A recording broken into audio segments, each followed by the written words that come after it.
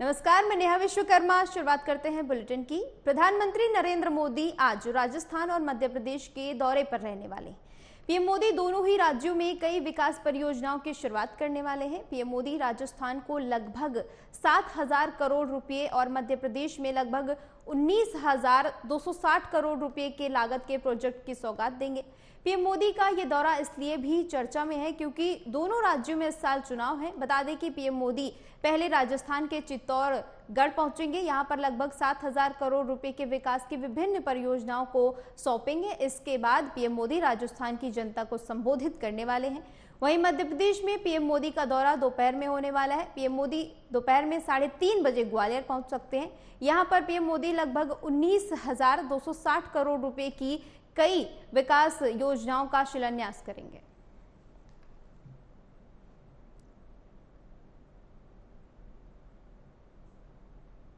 खबर पर ज्यादा जानकारी के लिए हमारे साथ मनोज जुड़ चुके हैं। मनोज, दौरे को लेकर क्या कुछ अपडेट है इस वक्त? देखिए, अभी अपडेट ये आ रही है, प्रधानमंत्री नरेंद्र मोदी जो है उदयपुर पहुंच चुके हैं और वो बाय हेलीकॉप्टर जो है सावलिया सेठ जाएंगे, क्योंकि सावलिया सेठ का जो मंदिर है वो विश्व विख्यात है। और वहां पर वो सावलिया सेठ के दर्शन करने के बाद में एक ओपन जीप के अंदर में तकरीबन जो हेलीपैड अस्थायी हेलीपैड बनाया गया है, उस हेलीपैड से वो सभा स्थल जो ग्राउंड है, सभा ग्राउंड है, वहां तक वो 2.5 किलोमीटर के आसपास ओपन गाड़ी में लोगों का अभिवादन स्वीकार करते हुए सभा स्थल पे जाएंगे और वहां पर अपने मंच को साझा करके राजस्थान की जनता को जो सौगात देनी है उस सौगात का पिटारा खोलेंगे। क्योंकि चुनावी वर्ष है, चुनावी वर्ष में मोदी क्या क्या घोषणाएं करते हैं ये तो अभी कुछ देर बाद पता चल जाएगा। लेकिन फिलहाल मोदी उदयपुर पहुंच गए। उदयपुर से अब चित्तौड़गढ़ के लिए रवाना हो चुके हैं। किन किन परियोजनाओं का लोकार्पण और शिलान्यास करेंगे पीएम?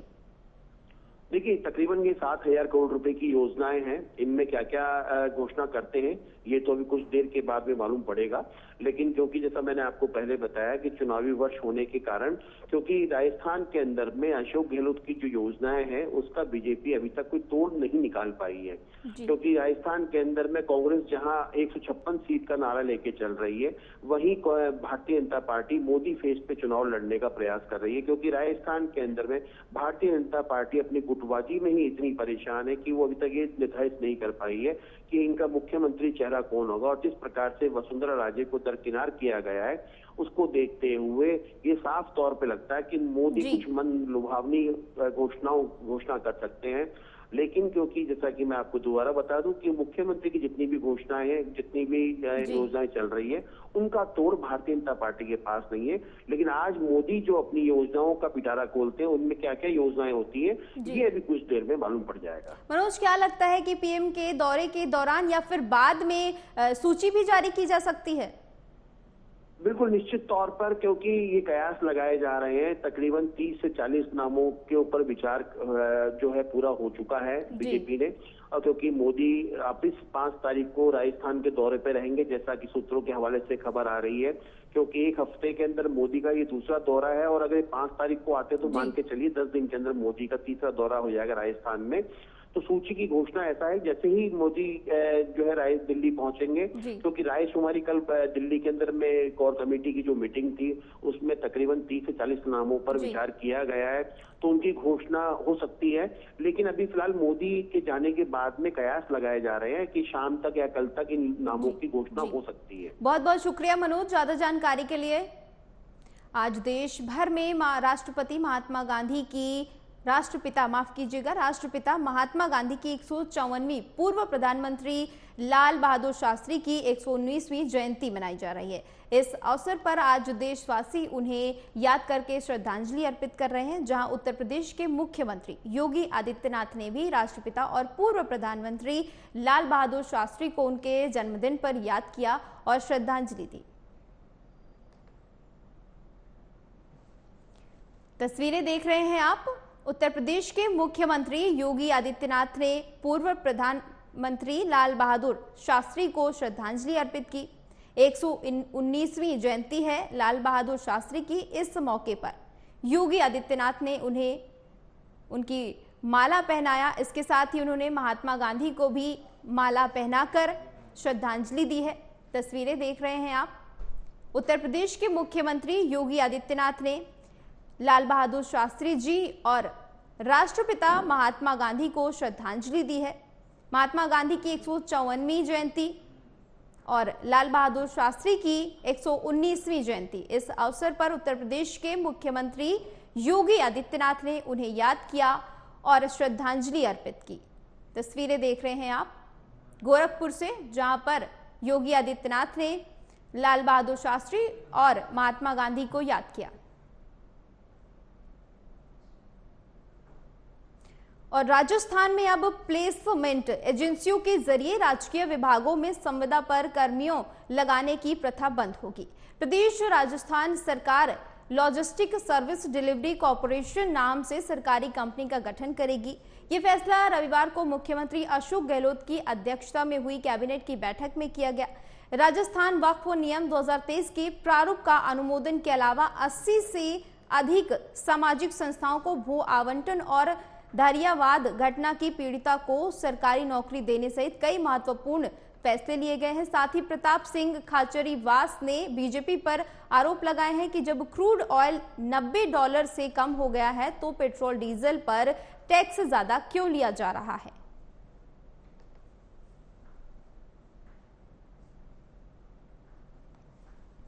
बता दें आपको कि कैबिनेट की बैठक में अहम फैसला लिया गया है। सीएम अशोक गहलोत की अध्यक्षता में यह बैठक हुई, जहां पर यह अहम फैसला लिया गया। तमाम तरह के आरोप भी लगाए गए भाजपा पर। कैबिनेट की बैठक में अहम फैसले लिए गए, जिसमें तमाम तरह की योजनाओं के बारे में चर्चा की गई। सीएम अशोक गहलोत की अध्यक्षता में बैठक हुई। इसके साथ ही भाजपा पर भी निशाना साधा गया। इस दौरान तमाम कई बड़े चेहरे भी मौजूद रहे बैठक में। इसी के साथ ही सीएम अशोक गहलोत की अध्यक्षता में बैठक हुई, जहां पर कई अहम फैसले लिए गए। पदोन्नति के अवसर, सेवा नियमों में संशोधन। बैठक में विभिन्न विभागों के सेवा नियमों में संशोधन के प्रस्ताव को मंजूरी मिली। इस निर्णय से विभागों के कार्य प्रभारित कार्मिकों को विभागीय सेवा नियमों की परिधि में लाते हुए पदोन्नति के अवसर कराए जाएंगे। उल्लेखनीय है कि पूर्व में कार्य प्रभारित कार्मिक जिस पद पर नियुक्त होते थे उसी पद से सेवानिवृत्त हो रहे थे। विभिन्न सेवा संवर्गों में हायर सुपर टाइम स्केल पदों में बढ़ाया वेतनमान। आरएएस, आरपीएस, राजस्थान लेखा सेवा, राजस्थान वन सेवा, राजस्थान बीमा सेवा संवर्ग में वेतनमान बढ़ाया जाएगा। इन सेवाओं में हायर सुपर स्केल पदों के वर्तमान पे लेवल L23 को बढ़ाकर L24 किया जाएगा। इसके लिए नियमों में संशोधन के प्रस्ताव का अनुमोदन हुआ है। जिम्मेदारी बनती है कि सब लोग राजस्थान की सरकार के कामों को सम्मान दें। और लखनऊ से बड़ी खबर, दारुल शफा के बजाय नए स्थान पर बनेगा नया विधानसभा। पूर्व प्रस्ताव को सीएम योगी ने किया खारिज। प्रस्ताव में यातायात समेत कई समस्याओं का जिक्र किया गया। दिल्ली के नए संसद भवन की तर्ज पर बनेगा नया विधानसभा। प्रस्ताव में यातायात के तमाम समस्याओं को देखते हुए एक बार नया फैसला लिया गया है। आपको बता दें, दारुल शफा के बजाय नए स्थान पर बनेगा विधानसभा। पूर्व प्रस्ताव को सीएम योगी आदित्यनाथ ने खारिज कर दिया गया है और प्रस्ताव में यातायात समेत कई समस्याओं का जिक्र किया गया, जिसके बाद अब दिल्ली के नए संसद भवन की तर्ज पर बनेगा नया विधानसभा। बड़ी खबर लखनऊ से, जहां पर दारुल शफा के बजाय नए स्थान पर बनेगा नया विधानसभा। पूर्व प्रस्ताव को सीएम योगी आदित्यनाथ की ओर से खारिज कर दिया गया है। प्रस्ताव में यातायात समेत कई समस्याओं का जिक्र किया गया था, जिसकी वजह से योगी आदित्यनाथ ने प्रस्ताव को खारिज कर दिया है और अब नए संसद भवन की तर्ज पर नया विधानसभा बनाया जाएगा उत्तर प्रदेश का। पूर्व प्रस्ताव को सीएम योगी आदित्यनाथ की ओर से खारिज कर दिया गया था। प्रस्ताव में यातायात समेत कई समस्याओं का जिक्र किया गया था।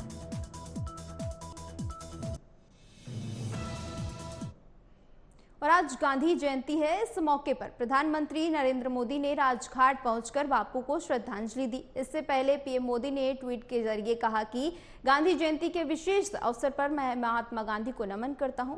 उनकी कालजयी शिक्षाएं हमारा पथ अवलोकित करती हैं। महात्मा गांधी का प्रभाव वैश्विक है, जो संपूर्ण मानव जाति को एकता और करुणा की भावना को आगे बढ़ने के लिए प्रेरित करता है। हम सदैव उनके सपनों को पूरा करने की दिशा में काम करते रहेंगे। उनके विचार प्रत्येक युवा को उस परिवर्तन का वाहक बनने में सक्षम बनाएंगे जिसका उन्होंने सपना देखा है। उससे सर्वत्र एकता और सद्भाव को बढ़ावा मिलेगा।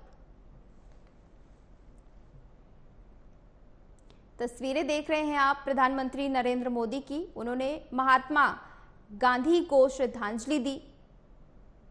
देख रहे हैं आप, महात्मा गांधी की 154वीं जयंती है आज। इस मौके पर प्रधानमंत्री नरेंद्र मोदी ने राष्ट्रपिता महात्मा गांधी को श्रद्धांजलि दी। इसके साथ ही उन्होंने ट्वीट भी किया था और कहा, महात्मा गांधी का प्रभाव वैश्विक है, युवा भी उनसे बहुत कुछ सीखते हैं। इसी के साथ ही प्रधानमंत्री ने महात्मा गांधी को पुष्प अर्पित करके श्रद्धांजलि भी दी। तस्वीरें देख रहे हैं आप।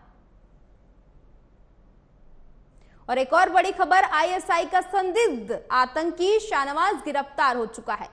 दिल्ली पुलिस ने आतंकी शाहनवाज को गिरफ्तार किया है। शाहनवाज पर 3 लाख का इनाम था। पुणे पुलिस कस्टडी से फरार होकर दिल्ली में रह रहा था आतंकी और इस वक्त बड़ी कामयाबी हासिल हुई है। शाहनवाज पर 3 लाख का इनाम था। पुणे पुलिस कस्टडी से फरार होकर दिल्ली में रह रहा था आतंकी, अब उसकी गिरफ्तारी हो चुकी है। आईएसआई का संदिग्ध आतंकी शाहनवाज, जिसको गिरफ्तार कर लिया गया है। खबर पर ज्यादा जानकारी के लिए हमारे साथ ओम जुड़ चुके हैं। ओम, क्या कुछ अपडेट है इस वक्त गिरफ्तारी को लेकर? नेहा, दिल्ली पुलिस के स्पेशल सेल को बड़ी कामयाबी मिली है और जो आईएसआईएस के लिए जो ये आतंकवादी काम करता था उसकी गिरफ्तारी दिल्ली में हुई है। ये पुणे से फरार बताया जा रहा था, पुलिस कस्टडी से फरार था और इस पर 3 लाख रुपए का इनाम भी था। और बता दूं, इसके साथ 2 इसके साथी भी पकड़े गए हैं और उन पर आरोप है कि आतंकवादी की वो मदद कर रहे थे। उनकी भी तलाश लगातार जारी थी और जिसके बाद की अभी जाकर उनकी गिरफ्तारी हुई है। दिल्ली स्पेशल सेल जो थे वो लगातार इस पर जांच कर रहे थे और उनकी खोज भी लगातार जारी थी। पहले भी कई छापेमारियां हुई थी, जिसके बाद से अभी जाकर वो मिले हैं। पहले कामयाब नहीं हो पाई थी स्पेशल सेल, पर अब जाके उनकी गिरफ्तारी हुई है और जो उसके 2 साथी हैं उनको भी आरोप में ये शामिल किया गया है और उनको वो भी वांटेड थे कई दिनों से। ओम, शाहनवाज की किन किन घटनाओं में शामिल होने की कोई जानकारी सामने आई हो? ये आईएसआईएस के आतंकवादी संगठन से जुड़े हुए हैं। ये इन पर ये आरोप है कि वो आईएसआईएस के लिए काम करते हैं, उनके लिए आतंकवादी को ये आतंकवादी बनाते हैं और आतंकवादी जगह जगह पर ये भेजते हैं। अब सवाल ये है कि ये है कौन? तो ये पेशे से एक इंजीनियर है शहबाज, जो कि आईएसआईएस के लिए काम करता था। वो रहने वाला दिल्ली का है, पर ये पुणे में जो केस था वहां पर पुलिस कस्टडी में लिया गया था शहबाज को, पर अब इसे दिल्ली में लाकर पकड़ा गया। पुलिस की ओर से क्या कोई बयान सामने आया गिरफ्तारी के बाद? ओम, अभी तक औपचारिक रूप से कोई बयान सामने नहीं आया है, पर आधिकारिक रूप से अधिकारी का यही कहना है कि जो ये आतंकवादी है उसकी कई दिनों से तलाश चल रही थी और ये कहीं ना कहीं काफी बड़ी कामयाबी स्पेशल सेल के लिए है, क्योंकि स्पेशल सेल ने कई बार पहले भी दबिश दी थी, कई जगहों पर छापेमारी की थी, जहाँ की उन्हें जहाँ पे कामयाबी उनको नहीं मिली थी और अभी जाकर उनको कामयाबी मिली है। तो ये काफी बड़ी बात हो जाती है। बहुत बहुत शुक्रिया ओम, ज्यादा जानकारी के लिए। बीजेपी केंद्रीय चुनाव समिति ने राजस्थान के लिए करीब 54 उम्मीदवारों पर मुहर लगाई है। सूत्रों के मुताबिक करीब 6 विधानसभा सीटों पर सांसदों को उम्मीदवार बनाया जा सकता है। राजस्थान की चुनाव समिति में जिन सीटों पर चर्चा की गई है वे बी कैटेगरी की सीटें हैं, यानी वो सभी सीटें जिन्हें बीजेपी पिछले चुनाव में हार गई थी। वहीं मध्य प्रदेश की तर्ज पर राजस्थान में भारतीय जनता पार्टी अपने सांसदों को विधानसभा चुनाव के मैदान में उतार सकती है। जो प्रमुख नाम सामने उभर कर आए हैं उनमें से केंद्रीय मंत्री गजेंद्र सिंह शेखावत, केंद्रीय कृषि राज्य मंत्री कैलाश चौधरी, जयपुर ग्रामीण से सांसद राजवर्धन सिंह राठौर, इसके साथ ही राजसमंद से सांसद दिया कुमारी, चूरू से सांसद राहुल कासवान और अलवर से सांसद बाबा बालक नाथ शामिल हैं। बता दें कि बीजेपी की केंद्रीय चुनाव समिति की बैठक में छत्तीसगढ़ की तकरीबन सभी सीटों पर उम्मीदवार तय किए गए हैं। लगभग 69 सीटों पर चुनाव समिति में उम्मीदवार तय किए गए हैं। सभी मौजूदा विधायकों को फिर से टिकट दिया जा रहा है, जबकि कई सीटों पर मध्य प्रदेश का फॉर्मूला लागू हो सकता है और सांसदों को भी मैदान में उतारा जा सकता है। बता दें आपको, विधायकों को टिकट दिए जा रहे हैं। इसी के साथ ही छत्तीसगढ़ में सभी नामों पर जो है फाइनल कर सकती है। इसके साथ ही राजस्थान में 54 उम्मीदवारों के नामों पर मुहर लगाई जा रही है। लेकिन यहाँ पर बड़ी बात यह है कि मध्य प्रदेश का जो फॉर्मूला है वो अब राजस्थान में भी देखने को मिल सकता है और सांसदों को भाजपा की ओर से विधानसभा चुनाव में उतारा जा सकता है। उन तमाम सीटों पर जहां पर भाजपा पिछले चुनाव में हार गई थी, उनमें भाजपा सांसदों को उतारने की कोशिश में है और इसी तरह की खबरें सामने आ रही हैं। ऐसा कहा जा रहा है कि विधानसभा चुनाव में सांसदों को उतारा जा सकता है। गाजियाबाद के नंदग्राम थाना क्षेत्र के हिंडन विहार इलाके में प्लास्टिक के गोदाम में भीषण आग लग गई। दरअसल गाजियाबाद में हिंडन विहार में अवैध रूप से कई प्लास्टिक के गोदाम फल फूल रहे हैं। इससे पहले भी कई बार इस इलाके में प्लास्टिक के गोदाम में आग लग चुकी है, लेकिन हर बार प्रशासन की एक बड़ी अनदेखी इस मामले में सामने आती है और हर बार की तरह इस बार भी आग में काबू पाने में दमकल विभाग को कड़ी मशक्कत करनी पड़ी। कबाड़ के अवैध गोदाम यहां पर फल फूल रहे हैं, उन पर किस तरीके से प्रतिबंध लगाया जाए, प्रशासन को इस पर जरूर एक्शन लेना चाहिए। इससे आने वाले समय में कई तरीके की घटनाएं हो सकती हैं।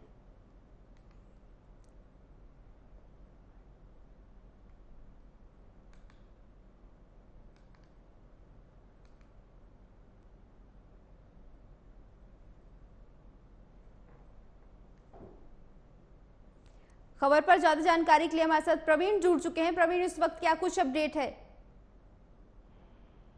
देखिए, आपको बता दूं, देर रात जिस तरीके से नंदग्राम में कबाड़ के गोदाम में जो भयानक से आग लगती है, जिसके बाद अफरा तफरी का माहौल मच जाता है। हालांकि पहले भी इस तरह की घटना देखने को मिली है। नंदग्राम से लेके कई ऐसे कई कबाड़ के अवैध तरीके से जो गोदाम वहां संचालित किए जा रहे हैं, अवैध तरीके से वहां पर कूड़ा बीनकर एकत्रित किया जाता है ताकि वो प्लास्टिक से लेकर जो पेपर से लेकर ऐसी चीजें वहां पर एकत्रित की जाती हैं जहां पर वो अवैध रूप से लगातार वहां पर संचालित हो रही है। इसको लेकर पहले भी कड़े फैसले लिए गए, लेकिन उसके बाद भी जो कबाड़ गोदाम मालिक है उनकी संरक्षण, उनका जो हौसला है वो लगातार बुलंद है, जिसके बाद ये बड़ा हादसा हुआ है। हालांकि हादसे से पहले भी हुए हैं, जिसके बाद फायर टेंडर मौके पर पहुंचती है, आग बुझाती है, फिर ये मामला ठंडे बस्ते में डाल दिया जाता है, जिसके बाद कोई भी ऐसे कठोर कदम नहीं उठाए जाते हैं, जिसकी वजह से ये जो कबाड़ गोदाम जो चल रहे हैं अवैध रूप से, इन पर कुछ लगाम लग सके। लेकिन कहीं ना कहीं अब बड़े हादसे को दावत दे सकता था ये जो कबाड़ का गोदाम था। आसपास के इलाके में आग फैल सकती थी, जिससे बड़ा हादसा हो सकता था। लेकिन कहीं ना कहीं इस तरह की जो भयानक आग लगी है, इससे एक बार गाजियाबाद जो प्रशासन है, खासतौर पर जो गाजियाबाद के फायर विभाग है, उनको सीख लेनी चाहिए। फिर दोबारा से इस तरीके के जो कबाड़ गोदाम अवैध रूप से संचालित हो रहे हैं उन पर कड़ी कार्रवाई की जाए। जी, क्योंकि अवैध रूप से ये सभी गोदाम चलाए जा रहे हैं, अब इस पर प्रशासन की ओर से क्या सफाई सामने आ रही है? देखिए, प्रशासन का साफ तौर पर कहना होता है कि ये जो अवैध रूप से जो कबाड़ के गोदाम वहां पर संचालित हैं, जब वहां पर आग लग जाती है उसके बाद एक वीडियो बाइट जारी होती है, उसको आग बुझा लिया जाता है। उसके बाद ये कहा जाता है कि इस पर कार्रवाई की जाएगी। अब देखने वाली बात होगी कि आखिर कब कार्रवाई होगी और कैसे कार्रवाई होगी, क्योंकि अभी ऐसा कोई बयान सामने नहीं आया है जिससे कि ये बात सामने निकल कर आए कि आखिर कितने कबाड़ के गोदाम जो संचालित है अभी भी अवैध रूप से चल रहे हैं, जिनमें हो सकता है आने वाले समय में किसी भी समय कोई बड़ा हादसा हो सकता है। क्योंकि देखिए, जिस तरीके से कबाड़ गोदाम में प्लास्टिक से लेके कई ऐसी चीजें वहां पर रहती हैं जो कबाड़ से संबंधित होती हैं, और उसमें आग जो है वो विकराल रूप लेती है। क्योंकि वहां पर जो लोग रहते हैं उनके पास भी छोटे छोटे सिलेंडर होते हैं जो खाना बनाते हैं। कई बार देखा गया, इससे पहले भी कनाउनी में जिस तरीके से कबाड़ गोदाम में आग लगी थी और वहां पर जो गाय यानी गौशाला थी, वहां पर गाय जल पर राख हो गई थी, गाय की निर्मम हत्या मान लीजिए की गई थी। इस तरीके से वहां पर एक संचालित कबाड़ गोदाम चल रहा था। लेकिन कहीं ना कहीं प्रशासन को इस पर सख्त कार्रवाई करनी चाहिए, ऐसा वहां के जो लोग हैं वो इसकी मांग कर रहे हैं। जी, वहां पर इस वक्त जनहानि को लेकर क्या कुछ जानकारी सामने आई? क्या लोग वहां पर फंसे हुए हैं या सभी को निकाल लिया गया है? देखिए, रात में ही रेस्क्यू कर लिया गया था, सभी लोगों को सुरक्षित निकाल लिया गया है। हालांकि अब कोई जनहानि नहीं है, लेकिन जो कबाड़ जो वहां पर रखा हुआ था वो जलकर खाक हो गया है। हालांकि जब तक फायर ब्रिगेड की गाड़ियां पहुंची हैं उसमें लगभग सभी पूरी आग पर काबू पा लिया गया।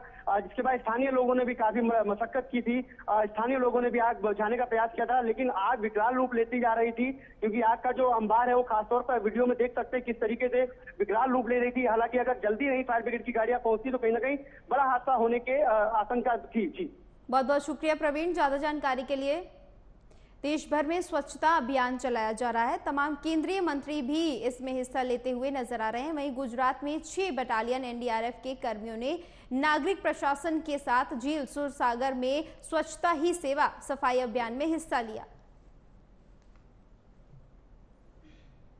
बता दें आपको कि गुजरात के वडोदरा की तस्वीरें हैं, जहां पर एनडीआरएफ की टीम ने स्वच्छता अभियान में हिस्सा लिया और सफाई करते हुए नजर आए। देश भर में स्वच्छता अभियान चलाया जा रहा है। पीएम मोदी की भी तमाम ऐसी तस्वीरें देखी जा रही हैं, जहां पर वो जाते हैं, स्वच्छता के लिए लोगों को जागरूक करते हैं। इसी के साथ ही अब गुजरात के वडोदरा से ये तस्वीरें सामने आई हैं, जहां पर एनडीआरएफ ने सफाई में हिस्सा लिया। ये तमाम तस्वीरें देख रहे हैं आप, सूरसागर झील पर चलाया गया था अभियान स्वच्छता ही सेवा, और उसकी ये सभी तस्वीरें। देश भर में स्वच्छता अभियान चलाया जा रहा है। कांग्रेस यूपी में अपने खोए वोट बैंक मुसलमानों को अपने पाले में लाने की हर मुमकिन कोशिश कर रही है। दानिश अली प्रकरण के कांग्रेस ने अपना सुनहरा मौका देखा है, किस तरह से इस रिपोर्ट में देखिए।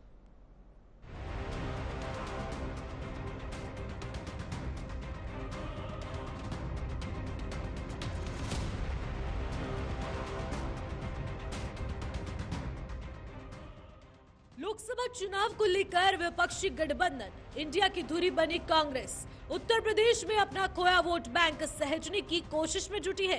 पिछले दिनों बीएसपी सांसद दानिश अली के खिलाफ बीजेपी के सांसद रमेश भिदुड़ी की ओर से अपशब्दों के इस्तेमाल के बाद से कांग्रेस के नेताओं ने उनसे मुलाकात की थी। दरअसल इसके जरिए कांग्रेस एक तीर से कई निशाने साधने में लगी है। राजनीतिक जानकार बताते हैं कि कांग्रेस इन दिनों अपने खोए हुए वोटों को पाने की चाहत में ये सारी कवायद कर रही है। इसी के साथ विपक्षी गठबंधन इंडिया का हिस्सा बनी सपा पर सीटों के बंटवारे को लेकर दबाव बनाने की रणनीति के रूप में भी देखा जा रहा है। एक दौर में मुस्लिम वोट कांग्रेस के पाले में हुआ करता था, लेकिन जैसे जैसे कांग्रेस कमजोर होती गई उससे ये वोट बैंक भी खिसकता गया। इस वोट बैंक पर कभी बसपा तो कभी सपा का कब्जा होता चला गया। इसी कारण दानिश अली के बहाने ही सही कांग्रेस ने संदेश देने का प्रयास किया है। दानिश अली अब बसपा में असहज महसूस कर रहे हैं। बीएसपी में अब फिलहाल दलित और पिछड़ों को लेकर जो रणनीति बन रही है उसमें मुस्लिम को उतनी बड़ी भूमिका नहीं मिलेगी जितनी किसी जमाने में हुआ करती थी। कांग्रेस मुस्लिम समाज को अपने पाले में लाने के लिए दानिश के पक्ष में देख रहा था। सपा को मुस्लिम को उतनी महत्वता भी नहीं मिल रही है। इसी कारण कांग्रेस अपनी संभावना देख रही है।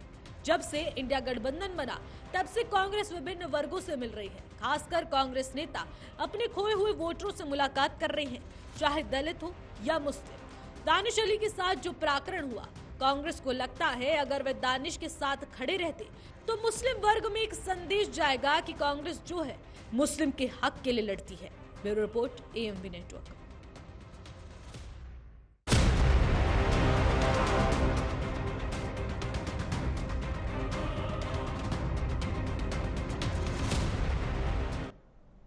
देश दुनिया की तमाम खबरों के लिए देखते रहिए एएमवी नेटवर्क। नमस्कार।